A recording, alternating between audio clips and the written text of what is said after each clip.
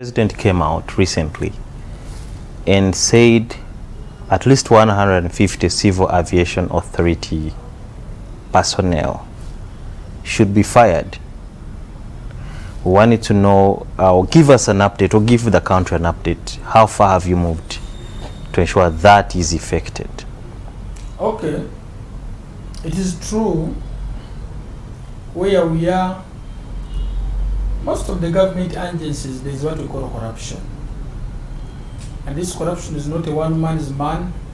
It's something where even you people, you come and persuade people. And the corruption is many forms. But we thank the President of Uganda has gone ahead to put many agencies fighting corruption. But this is brought in at a time when there are many. And when it comes to the transport sector, this is not the first time when the President is fighting corruption in the transport sector.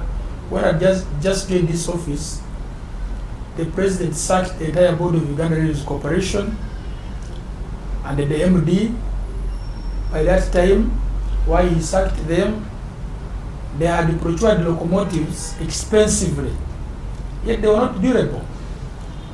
And the people at that time, we implemented. The board was sacked because they left locomotives which were supposed to be about 29 billion, very good ones, brand new. Then the other company wanted suppliers at 34 billion. They went for something of 42 billion, moreover even used it. So they started reasoning just because of the environment and our airline. That's what's supposed to be. They called it political, but the President went ahead and sacked them. We implemented. And I speak now, all those locomotives they bought, they are nowhere. That's why we are suffering with cargo. Our passenger train to Namboli could even be doing up to Ginger. The locomotives brought not even 5 years, they are nowhere. So we should take away matters of politics when it comes to government work. It is true, a few individuals went ahead and recruited about 152 staffs who didn't have qualifications. For example, you find someone is supposed to have a degree in a given position, but you find someone in actual senses finished senior 6, did not proceed anywhere.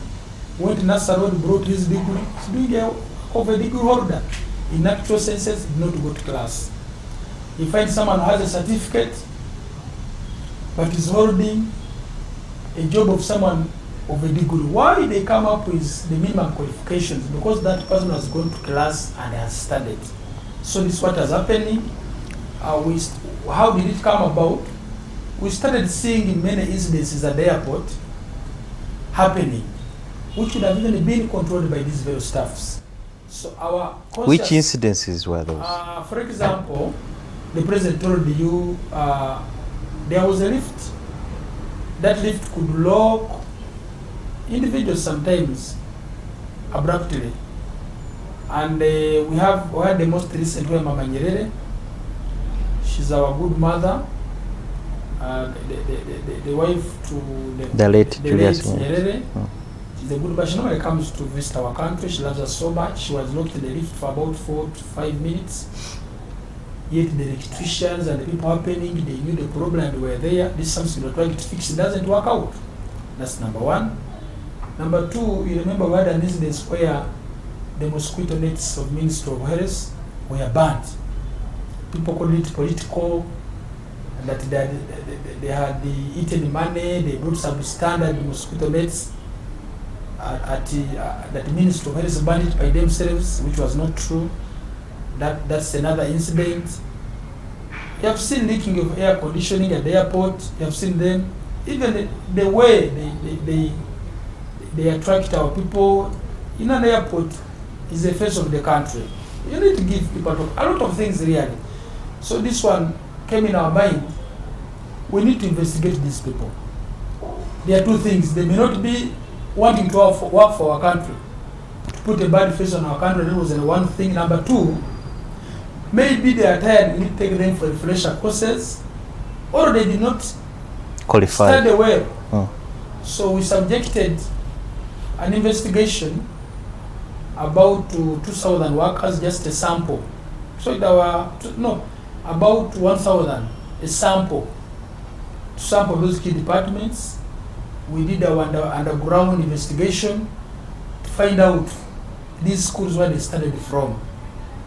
But as we were doing that, we got people starting retiring voluntarily, resigning voluntarily. You still need a job. You're still young, why trying to? So this one opened our minds. Maybe there was something. We formed a team, the Human Resource of Ministry of Works. We seconded there, CAA team, and we investigated. We moved school per school. The results came back showing people how they had degrees forged, because these universities disowned them. Someone could tell you, I feel senior 6 did not even go for senior 6, stopped at senior 4, but has a degree.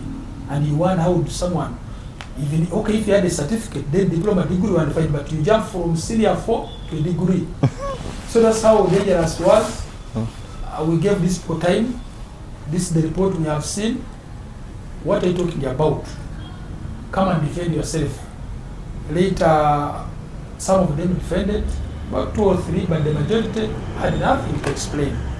But Ugandans would want to wonder, if it wasn't the late Julius Nyerere's wife to get stuck in a lift, business would be as usual, isn't it? No.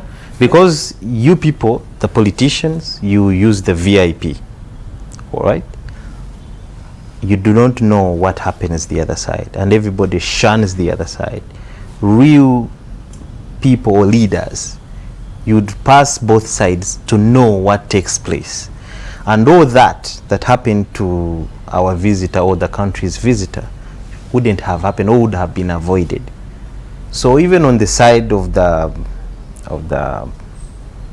leadership, there is a problem. There's no problem. I want to tell the public they should remove in their mind that in the sacking of these people it was an issue of Mama Nyerere being locked in the lift. This was one of those among the many incidents. The president later was citing many of those things, not only one. And if I gave you a report, which I will share with you, this was one among those ones which happened. It was not that Mama Nyerere alone. I've showed you an example. Yes. This was another among those many ones. Okay. And we had already known this one, but we are still going on investigations, because once you sack someone without a proper and clear investigation, a fair hearing, someone will definitely take it to court. That's why even the president, after even giving this fair hearing, they refused to go. They refused to go. They refused. Someone doesn't have documents. We have given them warning. They refused to go. That's why the president, since he was the author of these investigations, he came up and said, let me sack them. And we are still going for more. So are the 150 already sacked? 152, they already sacked. And now we are working. What positions are those? The key bigger positions of those people? Most of these are managers and supervisors of departments. Those are like the big positions. Managers and supervisors of departments. Then also those who do electrical engineering, maybe aeronautical information. Those are the key areas. But now what we are going in the step which is following now, the president directed even those who recruited them. Because I was about to ask you that. How about those who recruit them? We have so far done with those who are recruited. They have gone already. And now the next course of action is those who recruited them. Who are those that recruited them? That's the point. Now we are doing an investigation which we think by next week, Friday, it will be out. And we shall still equally work on them as the president directed. Whether big or small, when the president directs, the president directive is a law. Okay. We know we don't want to use rumors. By Friday of next week shall be done with this one. And even them, if there's evidence implicating them, of course, but not to recruit themselves, they are people, we shall get rid of them. Okay. Because the allegations that actually in civil aviation, the major culprits of all those who suffered the blow of the president's directive are the cleaners, messengers. The other people in other offices have remained because they have political backing. They have godfathers in ministries, they have godfathers in big offices. No, maybe the complaint I've had, all those who are in the list of 150 people, they have already gone. maybe the complaint we received, and these ones who were chased, they're not cleaners, because a cleaner, you don't need any degree. A cleaner, you just need a senior 4. Even if you have not finished senior 4. We had people who are doing electrical engineering, aeronautical information, security system management, those ones. And maybe the complaint I've had, we had not gone ahead to verify the second batch where the management belongs. So there is underground investigation which involves the managers. Okay. Someone coming up and say, I know sir, so doesn't have documents. Yes, you have given us information. But let's first investigate. We have a proper rating from those universities. When it's on them, even the managers shall get rid of them. That's a rumor that there are some big people, they wrote their academic documents, some of them don't have. We received it, and all the investigations are going on, like they will did on these ones. Once all the big people they're talking about, we find they have reports, their papers, they will go. Okay, and then the president is trying to clean up systems, including State House. Did the Ministry of Works ever receive also blue letters that were not authored by the president, but kept some people in their jobs? Yes, I may say yes, because like me here, so far I've received 2 people with blue letters saying they should be appointed. But some of these days we are very keen enough. When we get a blue letter, we do double check, because State House has put avenues, just a mere call with the letter, you confirm it is there. For example, here, when I was recruiting the MDURC, we had a man who came with a blue letter from the president. Thank you so much for according us your time.